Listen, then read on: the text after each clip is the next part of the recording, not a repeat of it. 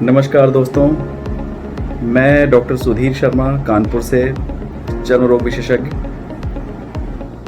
जैसा कि हम सब जानते हैं कि आजकल हम कोरोना बीमारी से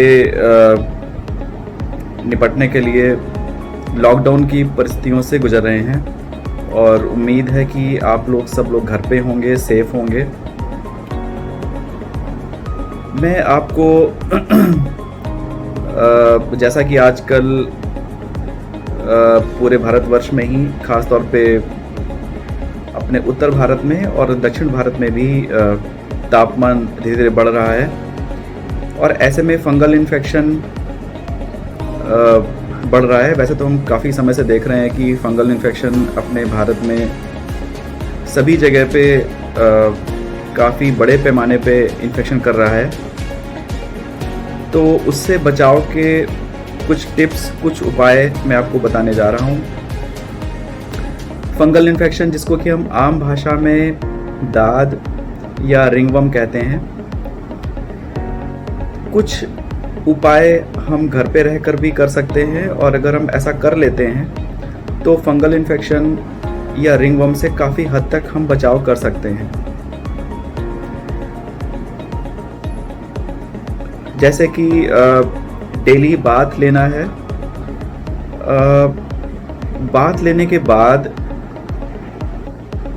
जो हम कपड़े पहनते हैं उसमें हम ज़्यादातर कोशिश करें कि कपड़े कॉटन के हों, अंडरगारमेंट्स जो इस्तेमाल करें वो भी कॉटन के हों और हो सके तो कपड़ों को एयर ड्राई करके और आयरन करके, इस्त्री करके ही इस्तेमाल करें और अपने अंडरगारमेंट्स को भी हम इस्त्री करके ही पहने, प्रेस करके ही पहने। इसमें एक चीज़ हमें और करनी है। हमारे शरीर के जिन हिस्सों में स्वेटिंग ज़्यादा होती है, पसीना ज़्यादा आता है, जैसे हमारा ग्रोइन एरिया है, एक्जिला है, अंडर आर्म जिसको हम लोग कहते हैं, पैरों की उंगलियों के बीच में जिसमें पसीना ज़्यादा आता है, उसमें एंटी फंगल पाउडर का इस्तेमाल कर सकते हैं या सिंपल टाल्क यूज़ कर सकते हैं, टैल्कम पाउडर यूज़ कर सकते हैं। ऐसा करके भी हम फंगल इन्फेक्शन से बचाव कर सकते हैं। ज़्यादा टाइट कपड़े नहीं पहने, जैसे जीन्स है उसको हम अवॉइड करें, क्योंकि फंगल इन्फेक्शन सबसे पहले उन हिस्सों में पनपता है जहाँ पर हवा नहीं पहुँच पाती है, जैसे ग्रोइन एरिया है, अंडर आर्म का एरिया है, और वहाँ से फिर ये दूसरे शरीर के हिस्सों में, दूसरे हिस्सों में ये फैलने लगता है।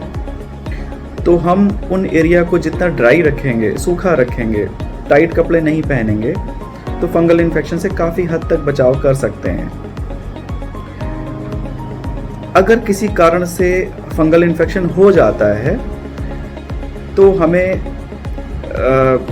सेल्फ मेडिकेशन नहीं करना है, जिसमें आमतौर पे लोग क्या करते हैं कि स्टेरॉइड मिक्स क्रीम्स का इस्तेमाल करने लगते हैं। ओवर द काउंटर इस तरह की बहुत सारी क्रीम्स अवेलेबल होती हैं कि जिनको लोग बिना डॉक्टर की सलाह के इस्तेमाल करने लगते हैं। तो इनसे होता ये है दोस्तों कि फंगल इन्फेक्शन थोड़ी देर के लिए तो सबसाइड करता है, कम होता है, लेकिन उसके बाद ये फंगल इन्फेक्शन फिर से बहुत ज़्यादा तेज़ी से उभरता है। तो इसमें आप अपने सेल्फ मेडिकेशन ना करें, बिना डॉक्टर की सलाह के कोई भी क्रीम भी लगाने का इस्तेमाल करना सही नहीं है। दूसरी चीज़ एक और इसमें करना है कि अगर घर में एक से ज़्यादा लोगों को फंगल इन्फेक्शन है तो सभी लोग अपना इलाज कराएं। कोई भी घर में अगर जिसको कि फंगल इन्फेक्शन है वो अगर ठीक नहीं होता है तो वो फिर एक सोर्स ऑफ इन्फेक्शन बन जाता है, जो कि दूसरे लोगों को इन्फेक्शन फैलाता रहता है। तो हमें उनका भी इलाज करना है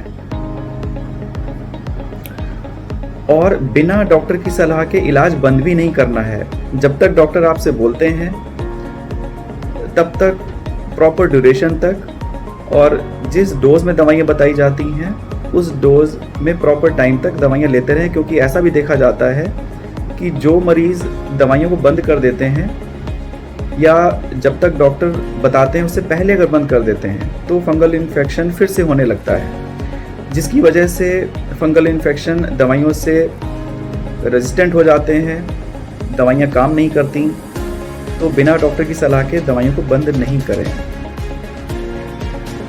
तो ये कुछ सिंपल टिप्स हैं जिनसे कि फंगल इन्फेक्शन से, रिंगवर्म से बचाव हो सकता है।